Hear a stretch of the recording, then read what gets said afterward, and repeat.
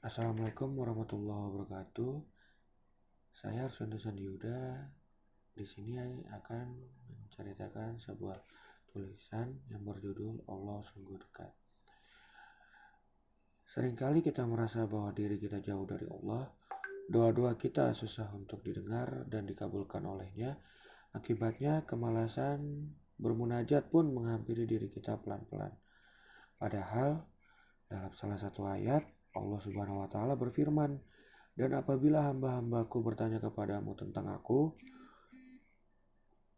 maka jawablah wahai Muhammad, bahwasanya aku adalah dekat. Aku mengabulkan permohonan orang yang berdoa apabila ia memohon kepadaku.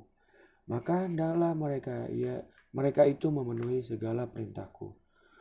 Dan hendaklah mereka beriman kepadaku agar mereka selalu berada dalam kebenaran." Al-Baqarah ayat 186. Ayat itu menarik untuk direnungkan setidaknya pada 4 hal. Yang pertama, bermakna semua hambaku yang beriman denganku adalah sekelompok orang saja yang benar-benar menghabiskan waktunya dalam beribadah kepada Allah Subhanahu wa taala. Dengan kata lain, Allah Subhanahu wa taala menegaskan kepada setiap hamba-hambanya bahwa Dia Maha dekat dengan kita tanpa membedakan apakah kita seorang yang rajin beribadah atau biasa-biasa saja. Kiai, politisi, guru, supir angkot, pemulung atau apapun pekerjaan kita, semua adalah dekat pada Allah Subhanahu wa taala. Yang kedua, ulama mengatakan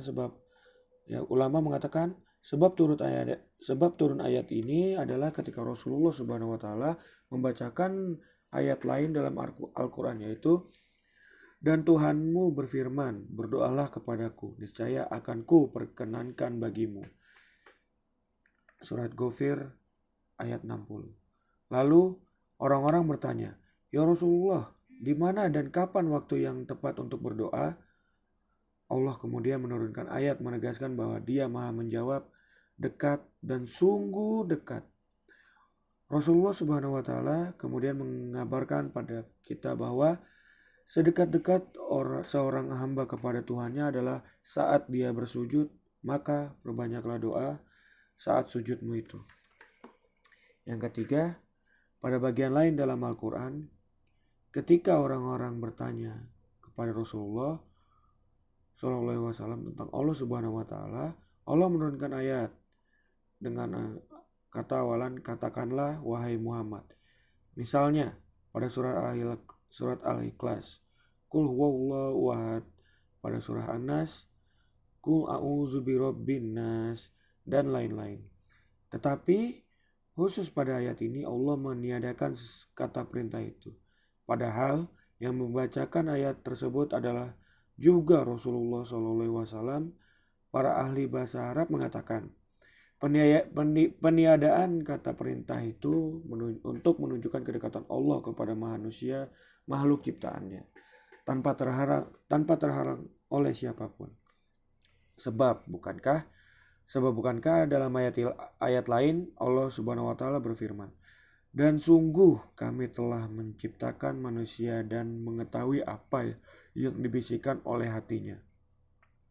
Dan kami lebih dekat kepadanya daripada urat lehernya." Yang keempat, Allah Subhanahu wa taala telah menegaskan pada kita bahwa Dia pasti menjawab setiap doa. Lalu, mengapa doa-doa kita masih terasa belum dijawab padahal tak pernah berhenti kita bermunajat? Disinilah ujian kesabaran dan peran kita sebatas hambanya dimulai. Artinya, kita harus tahu diri bahwa kita hanya hambanya, penuh kelemahan dan kekurangan. Oleh karena itulah Ali bin Thalib mengatakan, "Sungguh aku berdoa pada Allah Subhanahu wa taala untuk setiap kebutuhanku. Jika Allah berikan sesuai permintaanku, aku berbahagia hanya sekali, dan jika keinginanku tak dipenuhi, aku berbahagia 10 kali." Mengapa?